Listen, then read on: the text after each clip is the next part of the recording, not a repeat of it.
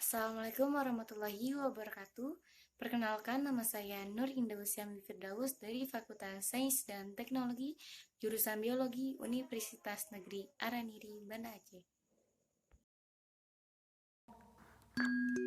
Video ini dibuat untuk memenuhi tugas mata kuliah Biolaut dengan dosen Bapak Ilham Julfami MSI.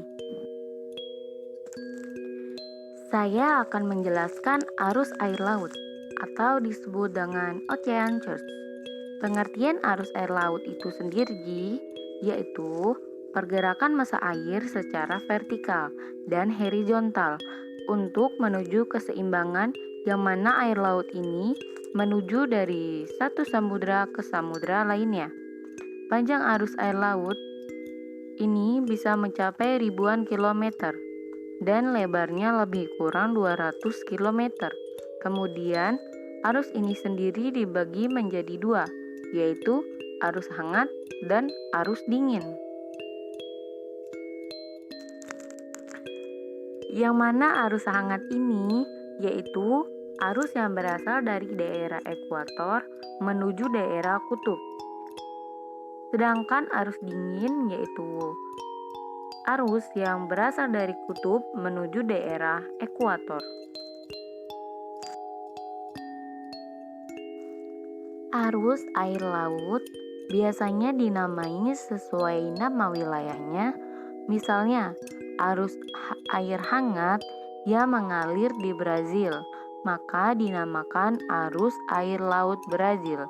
Dan begitu juga contoh arus air lainnya. Pergerakan arus air laut dipengaruhi oleh 4 sumber. Yang pertama yaitu angin, yang kedua pasang surut, yang ketiga perubahan massa jenis air, yang keempat rotasi bumi.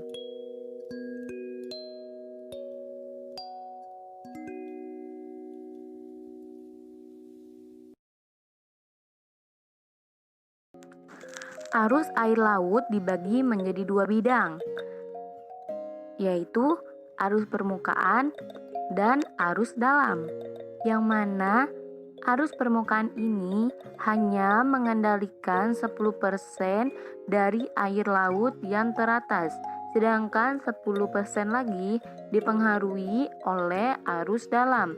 Meski disebabkan hal yang berbeda, kedua arus ini saling mempengaruhi, yang mana menjadi gerakan yang rumit sehingga membuat seluruh lautan ini dapat bergerak. Nah, di tepi laut, arus air laut digerakkan oleh angin dan ombak pasang surut yang menarik air saat air permukaan naik dan turun.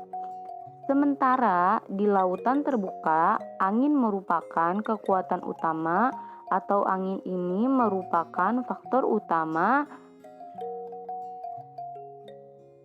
air permukaan. Ketika angin bertiup, maka di atas lautan ini akan menarik lapisan yang paling atas, kemudian akan menarik lagi lapisan yang di bawahnya lagi.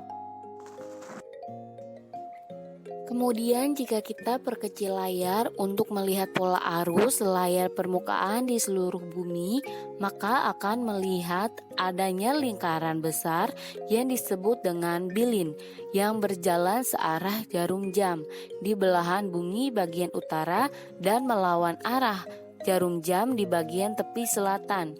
Hal ini disebabkan oleh rotasi bumi yang mempengaruhi angin yang menimbulkan arus. Jika bumi tidak berotasi, air dan udara akan bolak-balik.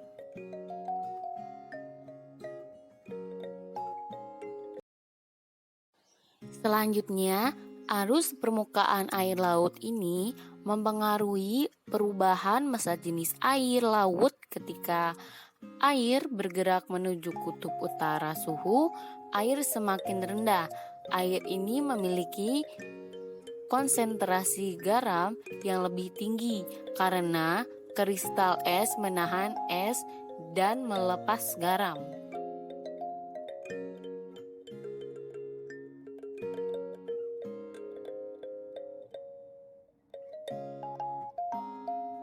Air asin yang dingin ini lebih padat sehingga ia tenggelam dan air permukaan yang lebih hangat menggantikan. Kemudian dia akan menciptakan vertikal yang disebut dengan sirkulasi termokolit. Sirkulasi termokolit air dalam dan arus permukaan yang digerakkan angin bergabung membentuk jalur yang disebut gelombang compressed. Ini merupakan arus terpanjang di dunia yang mana dia ini dapat mengelilingi bumi. Saat air laut bergerak dari dalam permukaan laut akan membawa nutrisi. Ini bermanfaat bagi mikroorganisme. Ini merupakan lantai utama yang ada di lautan.